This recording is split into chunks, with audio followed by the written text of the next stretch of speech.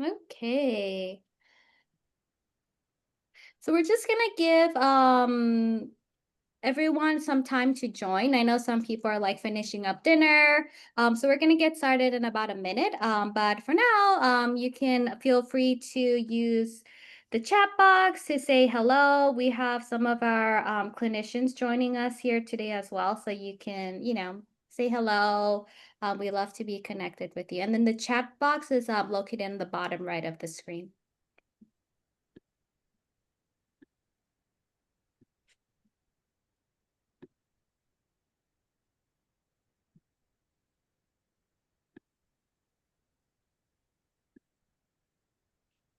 Okay, so we'll get started. Well, thank you for joining us tonight for our parent workshop from confusion to clarity, navigating the IEP and 504 process. So, no matter whether your child attends a public school or an independent private school, our goal tonight is to give you both knowledge and some practical tools to, help you feel confident as you're advocating your child in sort of any type of school setting.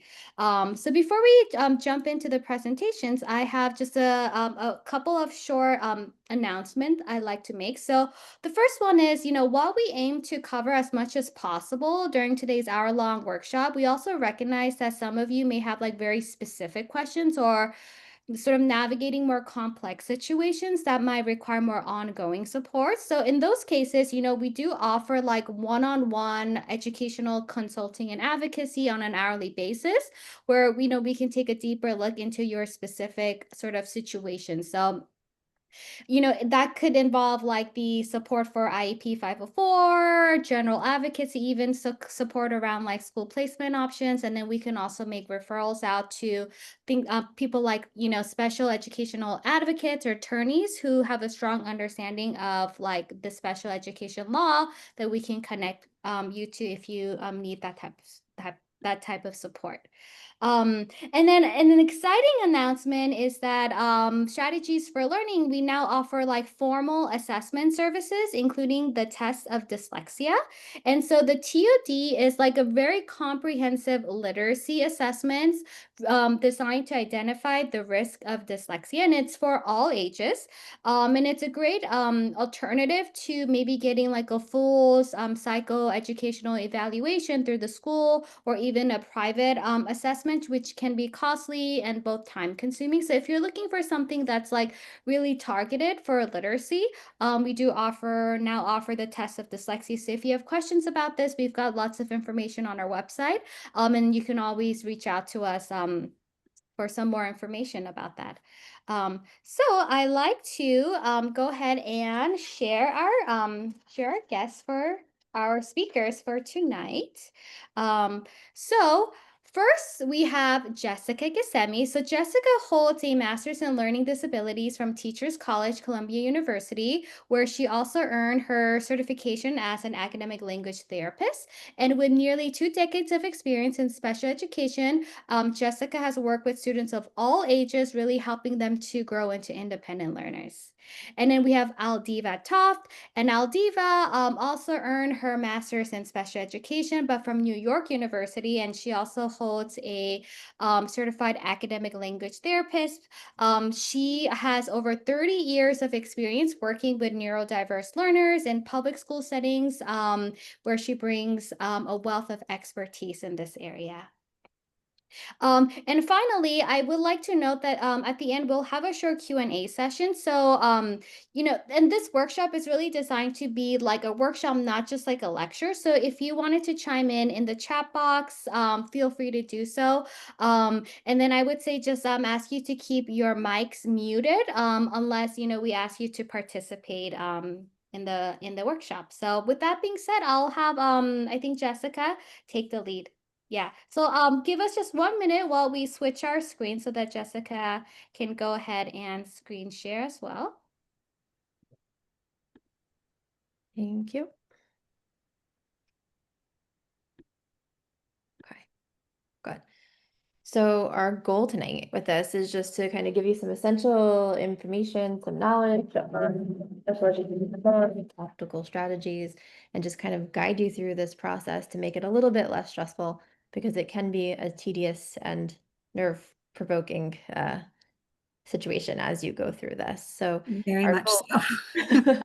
our goal tonight is just kind of to walk you through understanding the laws, navigating the meetings themselves, give you some advocacy strategies, ways to avoid the common pitfalls, and then essential accommodations that you might not know about that you can request for your student.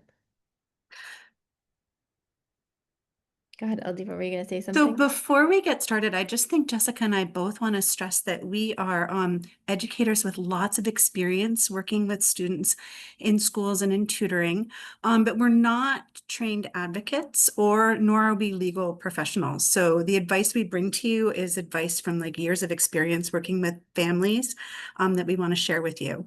But again, if there's a specific question, as Christine said, we want you to ask us, and if we can't find the answer, we will definitely help connect you with people who can.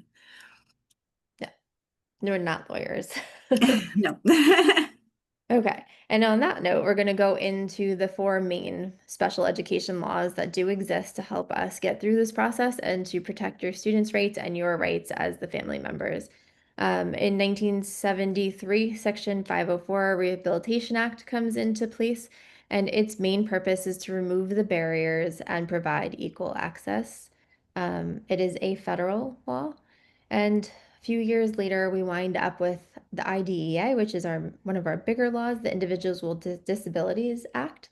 And its main purpose is to guarantee a free and appropriate education and an individualized support to each student. And then we have our other one coming in a little bit later, the Americans with Disability Act, the ADA, which is kind of the umbrella law for all of these other ones. This is the biggest law in this area that's going to come in and help protect students in all walks of life. And we'll go through each one of these in a little bit more detail. And then alongside all these federal laws, we have our state and local laws, which are going to be specific to your region. Okay, so we'll start with ADA, Americans with Disability Act. It prohibits discrimination against individuals with disabilities in all areas of life. And that's why this is our big umbrella law, because it's protecting people with disabilities, not just in education, not just in school, but in jobs, transportation, any public space, and or some private spaces. It gets expanded into private spaces when it becomes public access, like hotels. Okay. And its main goal is just to ensure people with disabilities have the same rights and opportunities as everybody else. It gets amended along the way, like all of these laws, they keep adding, changing them as we go along. And one important note in 2008 is that they wind up expanding the definition of what disability means, and they actually broaden it so that it has bigger protections for students and for everybody. And in this broadened situation in 2008, they clarify that temporary injuries also fall under this, right? So pregnancies, temporary injury, COVID long hauling winds up falling under this.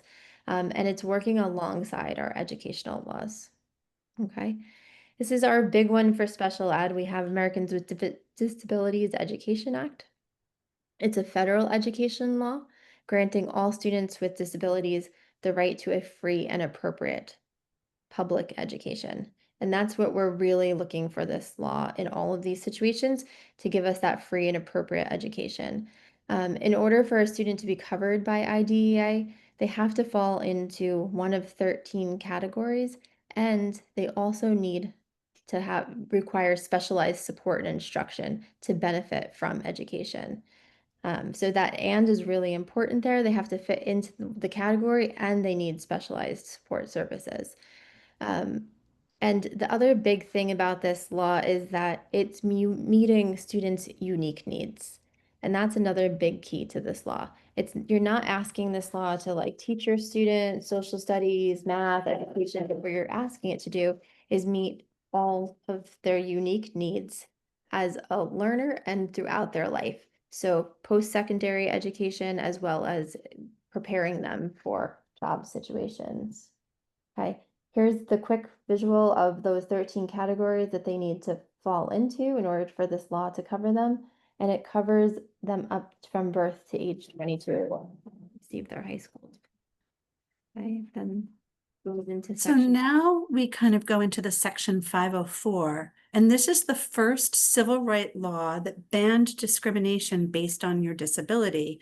So this is designed not for specialized instruction, but this is designed to remove the barriers to learning, and many other things, and freedom of access. It protects all people with disabilities that are impaired from one or more major life activity, and learning is one of those activities. And it prohibits, discrimination when there's any federal money that's received.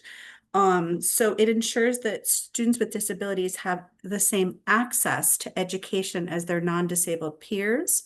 And it's for students who need accommodations. This is not specialized instruction like an IEP. This is to allow access.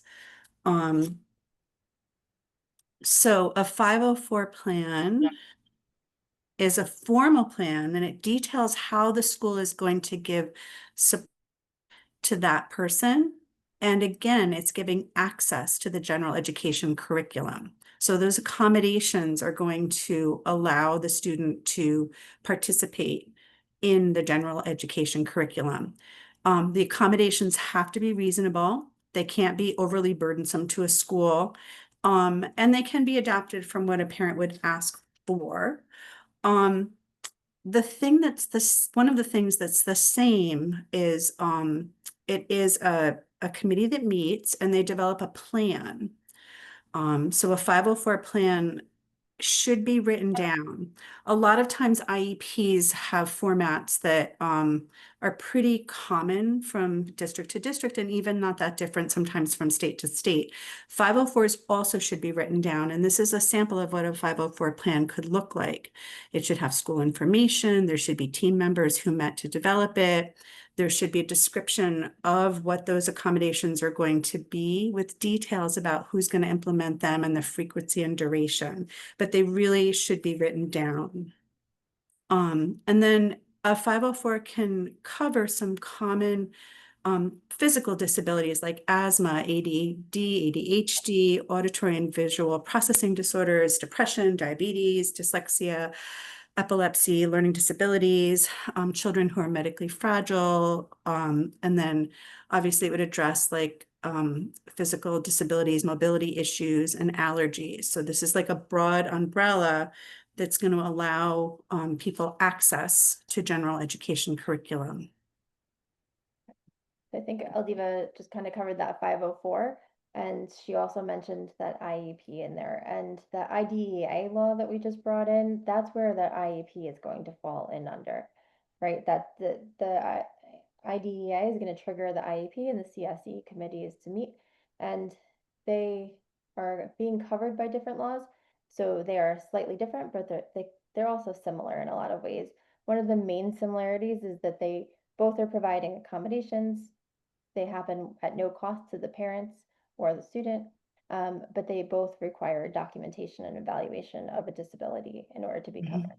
The IEP required one of those 13 categories, so it's very specific in what it will cover, whereas the 504 has a little bit of a broader disability definition and different accommodations than that IEP. So that's a quick rundown, and then we're going to give you over to understood.org to give you a more clear difference between these two.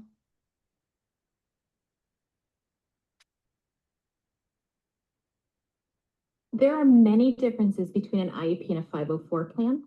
The first and most fundamental is they're governed by different laws. An IEP is governed by a special education law.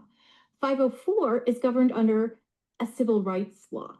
And that makes a difference in what kinds of services and how an IEP plan and 504 plan come together. To qualify for an IEP, you have to have one of 13 specified conditions or disabilities that are written in the law. For example, specific learning disability, which would be something like dyslexia, would be a condition that a child would qualify for an IEP under. Having one of those 13 identified disabilities isn't enough to make sure your child gets an IEP. Whatever is going on with your child, whatever that disability is, also has to affect his performance in the classroom. And that's really important to know, because sometimes parents think that just having a disability qualifies for an IEP, but you also need to make sure that it's making a difference. It has what's called educational impact, adverse impact in the classroom for how your child's learning. For a 504 plan, a child needs to have a disability that is getting in the way of his learning in the general education classroom. The difference isn't that he needs specialized instruction, it's that he needs some changes to get benefit from his education the same way as other kids in that classroom. And so kids who have ADHD often have 504 plans. And what happens is just changes are made to the environment, and those changes are called accommodations.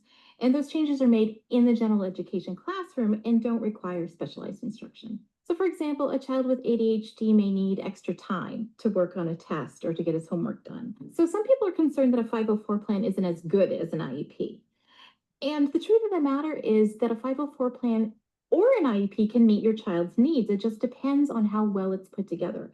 A well written, well implemented plan that everybody knows what's going to be happening and in place and is working on it can be very helpful for a child who doesn't need that specialized instruction. As long as there's a lot of follow through and everybody's checking in to make sure it's working well, a 504 plan can be very helpful for kids.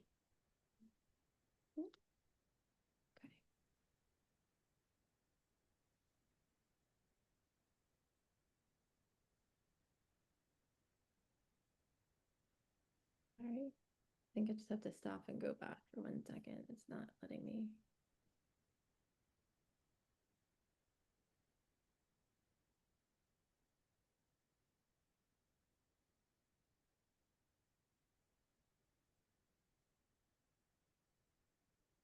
Okay. Sorry, I think it cut off a second early, but it was pretty much to its end. So one of the things that you need to understand, the difference between when you're thinking about an IEP and a 504 is the difference between an accommodation and a modification. An accommodation changes how a student accesses instruction in the classroom, but it doesn't change their learning expectations. So 504s are about accommodations. What can we change in the environment to allow a student access? An IEP definitely has accommodations. It may also have a modification if it's necessary. An IEP will also have those accommodations. What can we do with the environment? What can we do to help? Modifications would be changing that learning expectation. My child's not ready to write a 3-paragraph essay. They're going to write a 1-paragraph essay. There may be a modifying of the curriculum to meet the needs of the child, and that would be part of that specialized instruction that's necessary. So those words get thrown around, but it's worth understanding that like the accommodations are going to be on a 504, and they may also and will also be on an IEP. But an IEP would be the only thing that would have a modification available because of that specially designed instruction. Unique to their learning needs. Okay. Right. So which one does your student actually need? Do they need an IEP or a 504? And this is one of the big questions, and it's kind of sometimes hard to tease out. That's where it's really good to have an advocate come in to help you figure out what your child needs. But the big difference is going to go back to what Aldiva was just saying. Does your child really need accommodations, or do they need modifications? What is the disability that we're trying to accommodate for? Are we just trying to get equal access to the education, or are we trying to, right? Aliva, do you want to jump in on that one? Like it's Yeah. And for a 504, is there evidence of disability? Do they need access? Do they need adaptations to the environment? And then are the accommodations reasonable? those just questions to kind of like tease out about how much does your student really need, and it's pretty overwhelming. Yeah. So we like this picture. It has, all children, and then children with disabilities, and then some children with disabilities will need a 504. And then some children will need more than a 504. They will need an IEP, but all children can learn. It's just setting up the best plan that they need. One quick question. Can Mhm. you have both an IEP and a 504? Not typically. I've seen that happen when a child like breaks a leg who already had an IEP, then they would need a 504 to address the broken leg, but not what the learning trouble were. Mm-hmm. So that would be like that temporary accommodation that they would just need, like, I've seen it happen on like the college campus, they'll do, but like what you're saying, they have the situation, but then they get the broken leg. So maybe now they need an accommodation of having like access to certain buildings, elevators, things like that. That would just be temporary. Yeah. Interesting question where they like cross over, Christine. All right, so then we're gonna go in from what those laws are and how they're covering these differences into what does the CSE meeting actually look like and the process of getting an IEP or a 504. And most of the time, both of these processes are going to be kicked off by a pre-referral or a referral. So it could be a teacher or a special educator that starts the process, or most often it is the parent themselves that's going to make a referral that their student needs special services or accommodations or needs help in the learning situation. And that referral is going to be if informal measures are not solving the problem or the learning needs of your child, then you can make a request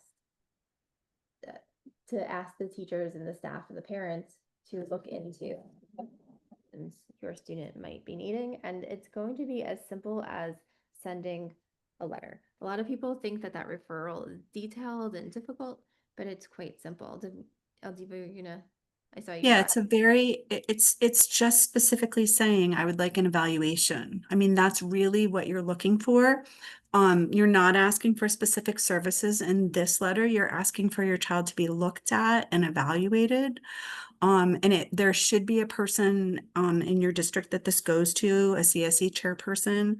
You're going to request the evaluations and, give them your information, your address, your phone number, and let them know that you'll be ready to sign consent as soon as it's available.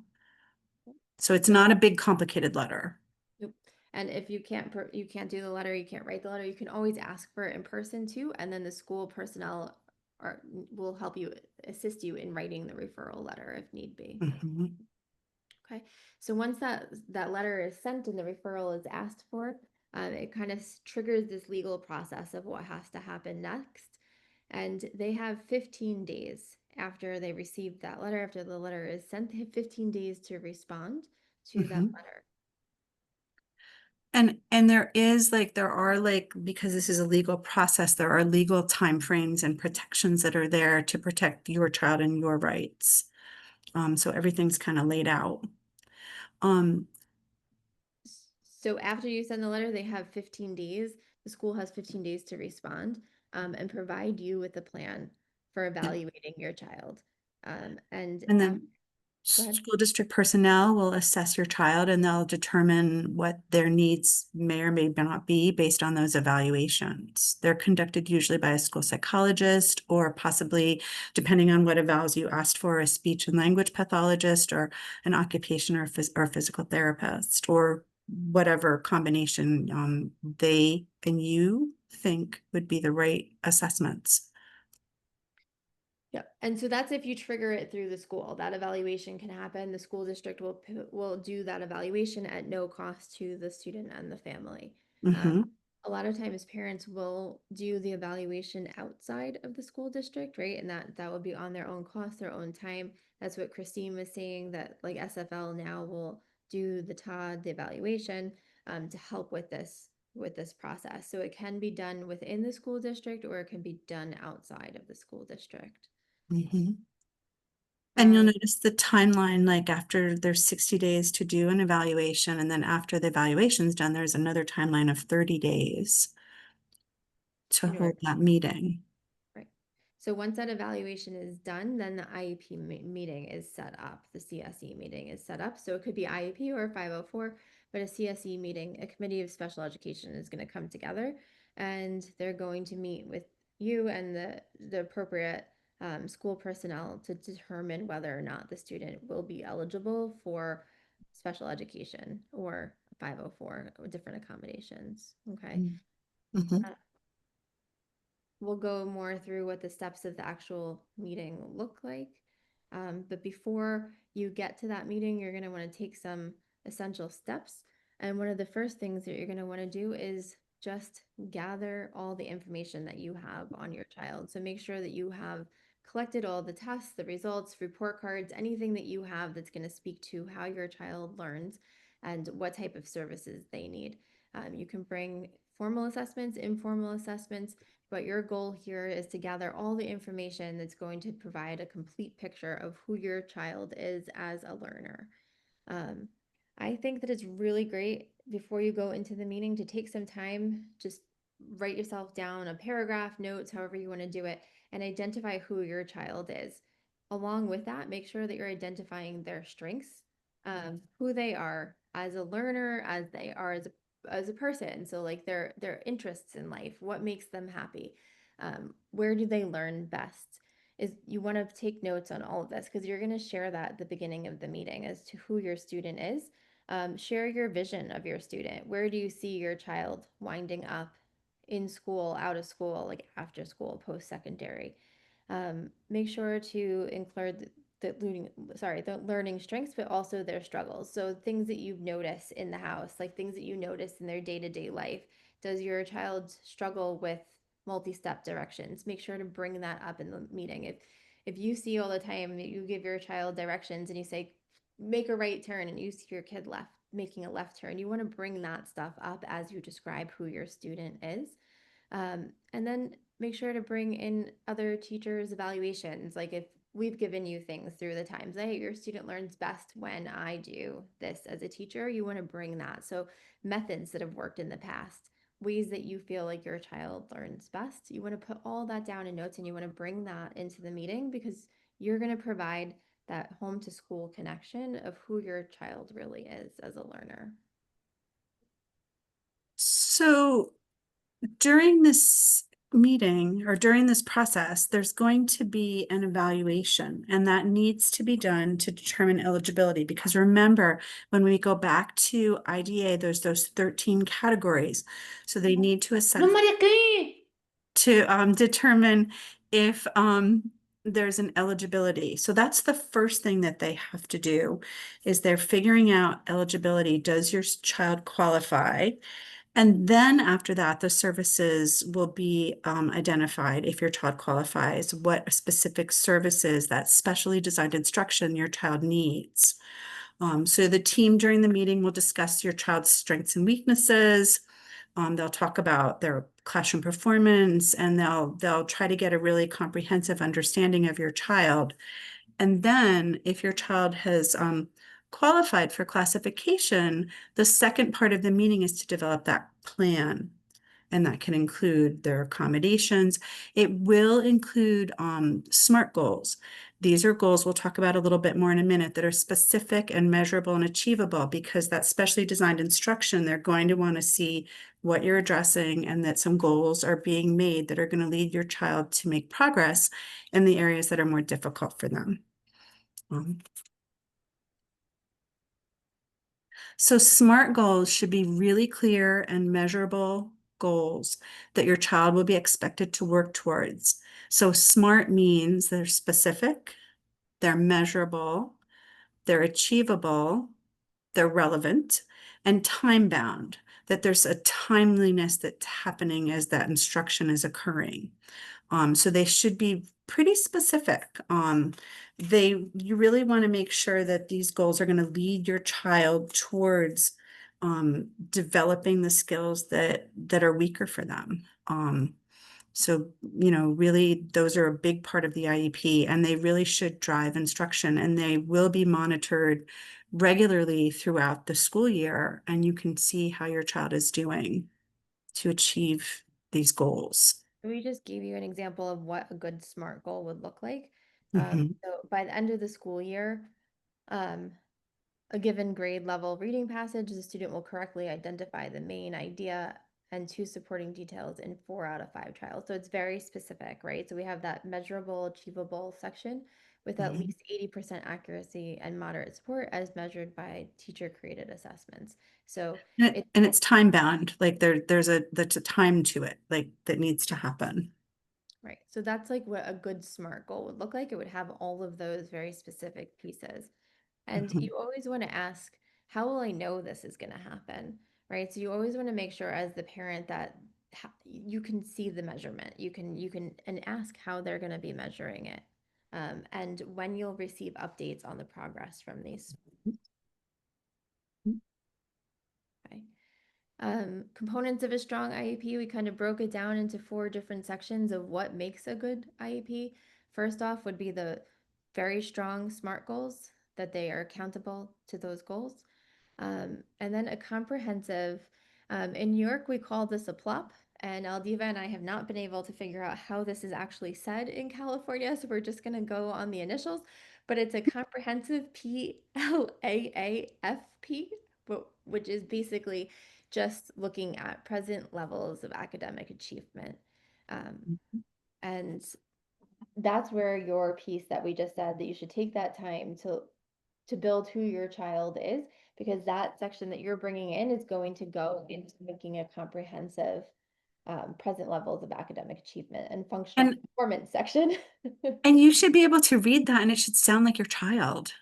Like when you're reading that, you should recognize your child in that. It should make sense to you, you know? And then it captures who they are in this current moment, at where they are in this grade level. So that would make a really strong IEP, to recognize that it is in fact your child and who they are as a learner. So then we talked about accommodations. They're specific, and related services would be directly tied to the student goals and needs, and enabling them to access the curriculum and make their educational progress.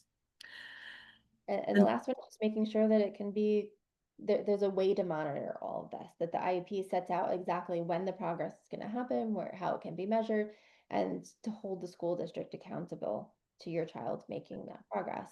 So if you have those 4 components, then you're pretty well off to a strong IEP.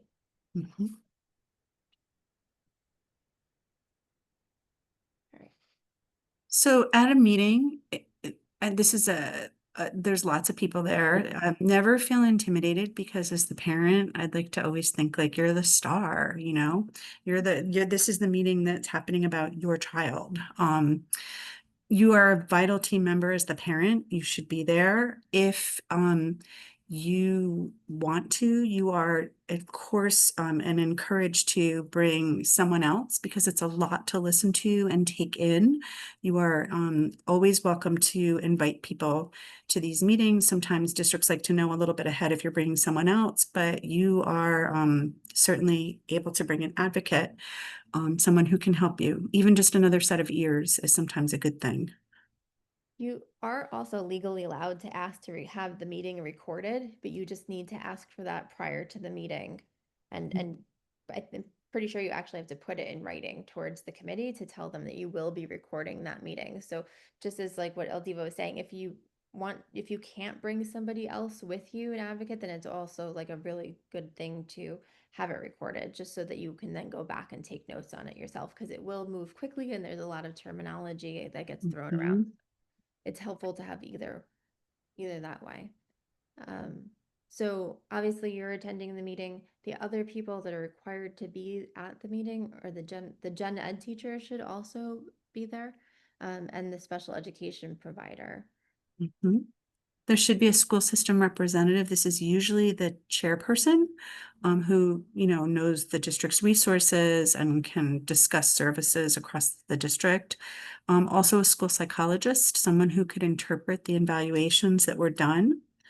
And the last one's the student, but that really depends on the age and the circumstances. Jessica and I talked about this a lot, and I think that sometimes these meetings can be intense. So I think that's a real decision to make. Like, is your student old enough or mature enough? And is the tone of the meeting the right tone to bring your child? But I like to tell parents to, even if you're not bringing your child with you, bring some of the information for them. Talk to them about what's going well in school. What do they love? What are their goals? Like, bring their voice to it. Right. I You can think certainly interview them and take down the notes of what they say. I love that. Aldiva said as a special education teacher, that's what she would do. She would interview her student before the IEP so that she could bring their authentic voice into the meeting, so that they wouldn't necessarily have to be there, but they were there in a fact that she would bring their words into that meeting.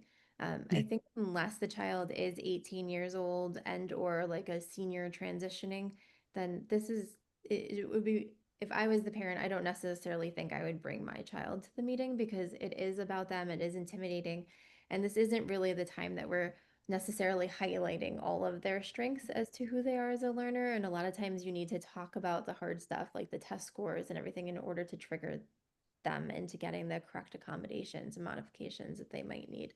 And Mhm. so it might be a hard time for a student to be there. So be thoughtful about that. Mhm.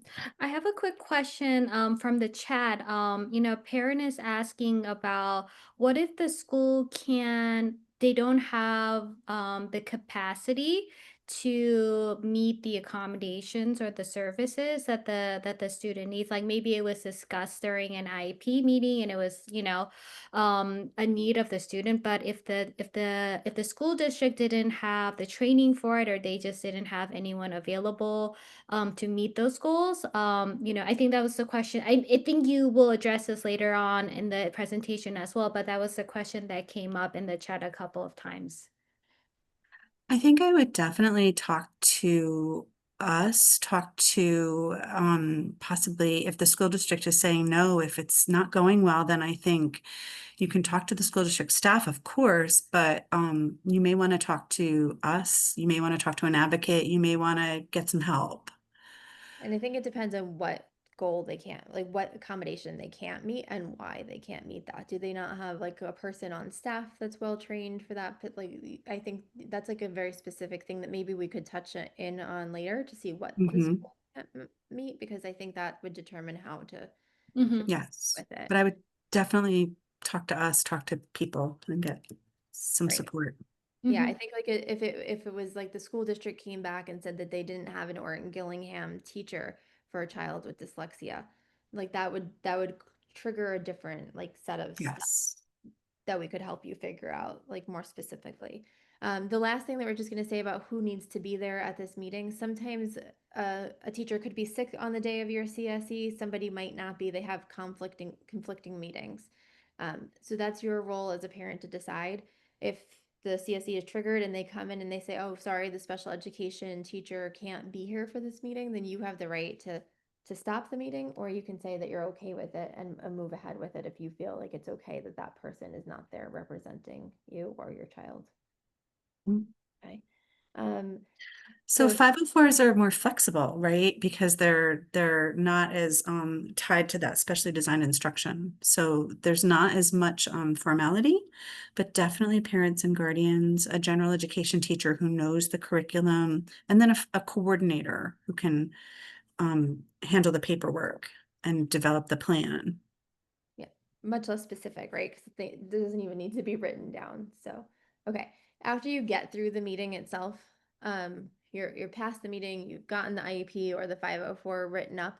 The next step after that is receiving the formal documentation. And after the committee has met, they have some time to finalize documentation. They have 21 days in order to get you the finalized IEP or 504 with outlining those accommodations and services. And as soon as you get that documentation, you want to sit down and take time to read through it very thoroughly and quickly. And you want to read through it because this is really going to be your child's legal blueprint for this whole upcoming school year. And you want to make sure that it accurately reflects everything that you've agreed upon in that meeting, that they are going to follow through with those accommodations. And it's up to you to kind of watch to make sure that this is being implemented and you're regularly getting progress updates and you're seeing the progress from that IEP. And is that 21 like school days, like business days? Yeah, Okay. like 21, thanks, Christine. 21 school days, right? So like holidays don't count in that. Hmm. Okay. So you've passed the meeting, you're done, you've done your follow-ups. Oftentimes, in order to end that CSE meeting, a really good suggestion is to send the CSE committee thank you notes, send Mhm. follow-up emails saying thank you, and that's a good time to get in what you agreed upon in that meeting. So before we go on to the next steps, a lot of times at the end of that meeting, that's a really nice thing to do is just to send the committee some form of thank you note. Okay. So next up, how do we go about advocacy in these situations? So in California, you have the right to fully participate in all meetings. you have prior written notice, which is advance notice of the meetings in your native language, and informed consent. You can refuse or give consent for initial assessments and services or any change. There's also the right to request an independent evaluation, an IEE, at public expense if you disagree with the school assessment. And there's also mediation and due process rights that are in a place. So we wanted to make this specific to California because that's where you guys are. And I think that the informed consent issue, I think, because I just didn't say it at that, as after you read that and you agree on the IEP, you want to make sure you sign that as quickly as possible, because those services can't go into place until you have signed it. That goes along with this informed consent. None of these processes can be triggered unless they have your signature and your consent on all of this documentation, right? So the IEP can't go in place, the 504 can't go in place until you have given your permission in order for that to move forward. Christine, did you have a question? I thought I saw something pop up. Question. So if you don't agree with the school evaluation and you're seeking an IEE, do you have to give a specific reason, or if you just request one, you can go ahead and pursue one? I feel like this might come into the local like processes and rules and regulations. You would probably have to check with your district. I don't know that I can answer that. Jessica, do you? Like, I'm sure there's a process. I just am not specific about what. Yeah, I think you're going to have to provide why you think that the school district's evaluation doesn't meet your child's needs. And it may even trigger a meeting to It might, discuss it. right. Like So I've why the evaluation didn't work out, like was it, and whose end on the evaluation that didn't work out? Was it like maybe the student had the flu, maybe like, or something went wrong within the Yeah. school? Yeah, and that's something we can help parents with, because each situation is a bit unique. So we can help provide like a letter or some, specific tips on how you can get that done, depending sort of on your school district. Right. And if you request the IEE, then the school district has to provide you with a list of providers that can do the testing outside. And you can agree to go to those, or you can ask again. Like you could say like you have a unique need to go to a different, and you'll have to provide that reasoning at that time. What were you going to say, Aldiva? No, I feel like you could also just ask for a, program review, or you can reconvene CSE at any point in time. Parents have the right to do that, to request a meeting. Right. Yeah, you can always request a meeting. Okay. Empowering your advocacy journey. Aldiva and I feel like we are going to say this a lot more times as we go along. So this is our first run through. Make sure that you document absolutely everything along this process.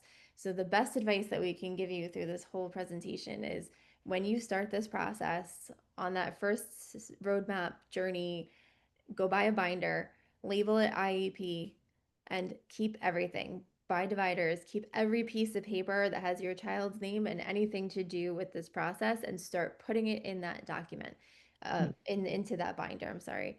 And keep very detailed records. So if you talk to the special ed teacher, if you sent an email, make sure to print those. Every piece of paper, put it in a binder. The golden rule is that if it's not in writing, it didn't happen. Okay. And you're going to hear us say that a few times going forward because it is very important. Know your rights. You are an equal member of the IEP team, and your insights and your knowledge of your child are invaluable. You have a perspective that schools do not have and teachers don't have. So, bring that perspective, ask questions. Ask lots of questions. Always feel free to ask clarifying questions or follow-ups. And focus on your child. Remember, again, that you are the expert. You know your child the best. Come prepared with that list of observations, their strengths, when they succeed, what learning methods work best for them. Okay. Again, just some helpful hints as you go through this process. You want to maintain open communication with all of the teachers. Realize that they are your allies in this situation. You want to kind of get their perspective also and kind of keep them on your side. So keep a nice dialogue back and forth with them. Aldiva, you say it this time because I said it last time. Document everything. You cannot talk Simply everything. enough. Aldiva said this before, make sure feel free to bring a support person with you, whether it's a friend, a teacher, anybody who you feel like is going to be on your side to help you take notes and ask the questions that you might need to know. And you get a big, huge packet of information, which is like your rights. Keep that. And even it's not the most exciting reading, but know your resolution rights. They're in there. You can always ask for help too, but they do have to give you written rights. Yes. And it's detailed and it's there to protect you. So make sure that you use those protections. Mhm. Know your child's complete profile, know where their strengths and their weaknesses, where their challenges are, and where they're going to need those supports. And Ask questions. There's lots of abbreviations and acronyms. If you don't understand something, ask. yeah, just ask for it to be spelled out for you. And then again, just kind of going along with that, make sure you have a collaborative communication with the whole team. Send follow-up notes, send emails, letting them know that you're an active part of this process. Okay. In case you don't know what questions to ask, we can kind of give you a quick list here of things that you could ask and things that you should know the answers to before you walk out of that meeting. Hmm. Why has this approach or program been chosen for my child? What needs will the program address? Who will be delivering those services and supports? How often, when, where, and if not one-to-one or yes one-to-one, which way will they go? And then how often will the program be evaluated and how will it be determined that there's going to be progress made for your student following the IEP or 504? Okay. So now we're on to the common pitfalls, and I think we can kind of just go through these kind of quickly. We said we'd be bringing it back up. Pitfall number There it one. is. Pitfall number one, not documenting everything. Because if you don't have your requests in writing, if you don't have those pieces of paper to show when you sent them, to make sure that there's the 15-day process, those 21-day processes, make sure that it's in writing, that it's documented and it's systematic. Deferring to school expertise. Remember, you know your child, you know a lot about them. Listen to the school, of course, but bring your expertise on your child too. And your expertise in the law and know that you have the rights in the meetings and that you can stop the meeting if you feel like it's not going your way. And just knowing that if you start to hear things like, we don't do that, we don't have that, this is always what we do with our dyslexic students, then know that you have the right to trigger a stop to that meeting if you don't feel like it is meeting your child's unique learning needs. And that's the exact wording from the law. So you want to make sure to use those words. I don't feel like this is meeting my child's unique learning needs.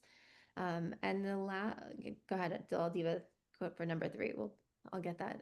Rushing to sign documents. You can take documents home and read them, and have follow-up questions. That is a right that you have. Sometimes there's an attendance sheet at a meeting, and that you should sign. You were at the meeting, but don't feel the need to sign papers at a meeting if you're not comfortable. That's a really important thing to know that you don't have to sign. Additional pitfalls. I think we can, just for the sake of time, we're running really close just to get to the questions.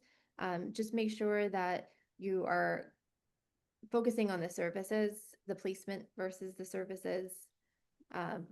Focus on what the services need to be before you worry about the placement of where your child is going to be. Assessment versus services. Just kind of, if you feel like your student needs something, then request a speech and language assessment rather than saying that my child needs speech therapy. Ask for the assessments to be done rather than the intervention itself. And And the then district needs to collect data, so let them collect that data. And then hopefully they'll see the needs you do. all right, some red flags to watch out for as you finalize the IEP is just to, if you see vague and unmeasurable goals, you don't see those SMART goals coming onto the IEP, then watch out for that. And make sure that the goals are actually not copy and pasted from year to year, that they should be very different than last year's goal. Make sure the goals just don't focus on deficits. Make sure that they're expanding your child's learning and leading them towards the curriculum they need to do. to learn and grow. Yeah. And I think the last two kind of red flags we can kind of lump together. Just make sure that there is data being collected on your child, that you can see the progress, that you're being updated on the progress, and that there is clear progress monitoring to make sure that your child is growing and the IEP is being, is in action. Okay. So just some very quick essential accommodations that we want everyone to be aware of, and these are up on the SFL website, so you don't need to read through these or anything, but just things that you might not be aware of that you can actually ask as accommodations as you go through this. So these are testing accommodations, and specifically for children with dyslexia. We had gotten some previous questions as we launched into this about dyscalculia accommodations, so we added this one, and Christine, we can pop this up. Parents who want specific dyscalculia accommodations. And dysgraphia, we had a question on that as well, so we added these in. Some specific ones, and then we also had one question about what a SMART goal for dyslexia would look like. So again, just making sure that it follows that acronym of being specific, measurable, achievable, and time-bound. Would be a good example. And I think that, we put these goals here, so if anybody wants to see more specific ones, we can go over them. But I think, we're running close to just opening it up for questions. So just our last, suggestion to you here is making sure that that knowledge is power. Understanding this process is going to be really helpful into making sure you can successfully advocate for your child. And your voice matters. We've said that. You're the parent, you know your child. Advocate for your child. And just know that there's a lot of available resources for you out there. SFL is a big one. Understood.org, which we recently partnered with, is also another wonderful resource. And then Decoding Dyslexia is also, if you're looking for a dyslexic organization, and they have local chapters that you can find near you. So I think that's it. We're up to if anybody has more specific questions. Yeah, actually, so Nicole had a question. She's asking about her child who goes to an independent school, and he would otherwise qualify for an IEP. So, what type of rights do they have at an independent school setting? So that gets a little complicated with funding.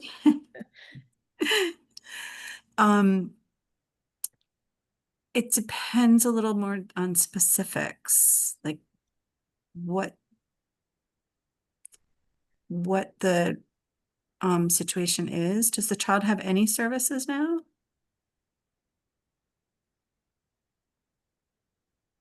Christine, is Nicole on or? Yeah, Nicole, yeah, she says that he has an accessibility plan.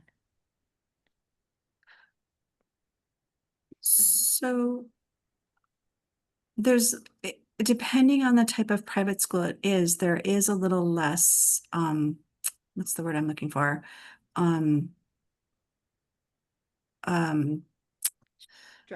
Structure to it. Yeah. So here, good. Thank you, Jessica. It a little bit depends on funding. So there's an IEP for in-district students, and then there's an IESP for students who are in their home district but attend a private school. All right.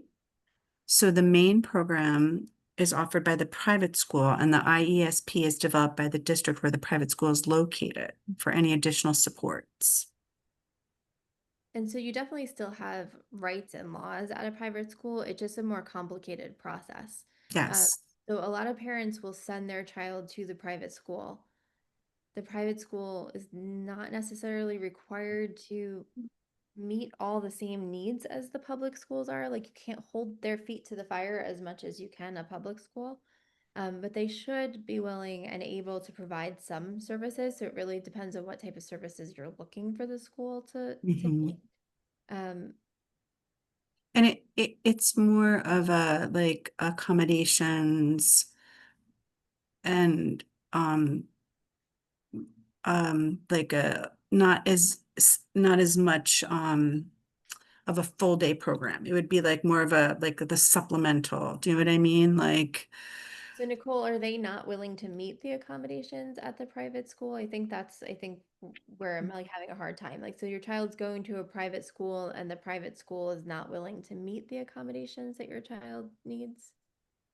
Um, I think Nicole has some specifics, so I'll connect with her about some Okay. specifics and I can follow up. But I would say from my experience, because we work with a lot of students who go to independent schools, um, mhm, and every school is a bit different. I would say most private schools have an incentive to like keep their students, and so they generally want to keep the families happy and they want to make sure that the students are well supported. And so usually the first thing that we recommend is like setting up a meeting with their classroom teacher or having us jump in on an email thread with the classroom teachers just to start starting a conversation of what we feel like the student needs are. And then that we feel like that's a good starting point to figuring out what the school is realistically able to provide in terms of accommodations. Yeah. But like I said, it's so specific depending on the school, the resources, the funding they have. And so, if you have specific questions, you can reach out to us and then we can try to answer those for you. Yeah, it's technical. And then we do have another question about from Tasha. She said, would it be better to get an IEP or settle for a 504? The school doesn't seem to be responsive about, setting up that initial meeting. so I would want to find out, like, I would request or do some evaluating to try to figure out what the needs are. Like, is the student need a 5 like that? I'm thinking about the picture that we had, like, what are the students' needs? Um, and I think doing an assessment or an evaluation, either through the district or some other way, gives tons of information and then can help shed some light on that. Right. And I think that if the school district's not being responsive, that's where you have to go back and be a little bit harsher with them to get them to respond. Yes. Feel free to like, send them another letter, like follow up with them and get them to be responsive. So if you feel like your child needs the IEP or the, modifications to their learning, then follow up with them, push them a little bit. Mm-hmm. Mm-hmm. And I think that comes down to that like specially designed instruction question of do they need the accommodations or do they need especially designed instruction? And an eval can help suss that out, Mm-hmm. where's a student and what are they good at and what do they need help with Right. is what the information that But if you they're kind just of not need. being responsive, like then Right. that's when you need to kind of pull up and say like that's where you need to know your rights, that you have the right for, and that they need to be responding back to you. Mm-hmm. Yeah. One, sort of advice would be to just like cite the law, cite your rights in an email, right? You can ask them, well, I followed up a few times, like, I understand these are my rights. You want to do it in a way that's collaborative as well because you want them to be on your side, but you can cite your rights in the email and that would kind of push maybe the Right. school district to pay attention more. Yeah. And state your concerns for your student. Mm-hmm. So that way Mm-hmm. it comes across very like nice to keep that the communication open, but just state And your the documentation. right. Mm-hmm. Definitely. Let's see, any other questions? I think we've answered most of the questions that were pre-submitted as like throughout the presentation. So thank you so much, Jessica and Aldiva, for doing that. And then, I think we got through most of the questions in the chat for today. And I know if some of you have some specific questions unique to your child, feel free to send me an email. You can fill out our contact form online. We do free initial consultations and we're able to Jessica and Aldiva mentioned in the beginning, we're not experts when it comes to like legal support and legal advocacy, but we can definitely give you some general guidance on what you should be looking for, some of the red flags, the general roadmap that you should follow, and then we can always refer you out if you need an expert to sort of step in and to really advocate for you. Yeah. Well, I think that concludes our time for today. Jessica, did you I have was just gonna say there are free public advocates, so you can always reach out to. Yes, there are. And so if you need referrals to them, we can just send me an email. I can give you a link to a directory where you can actually pull up free advocates, free special ed attorneys. We can also refer you out to ones that we know really well that does a great job. Yeah. Well, thank you everyone for coming today late this evening. This presentation is going to be it's recorded and it'll be posted on our YouTube channel in a couple of weeks. So you can share it, you can refer back to it. A lot of the things we covered, we have this information on our website, like on our blog as well. And so that's a great resource for families to check out. But I want to thank everyone. Thank you so much, Jessica and Aldiva, first of all, for for so much like practical tips and strategies that you were able to share. And I think those are going to be the most helpful for our families. And we look forward to seeing, everybody in future workshops. We're going to have different ones on different topics throughout the year. So thank you so much for joining this evening, and we'll see you guys in the next one. Bye, guys. Take care, everyone. Bye. Bye.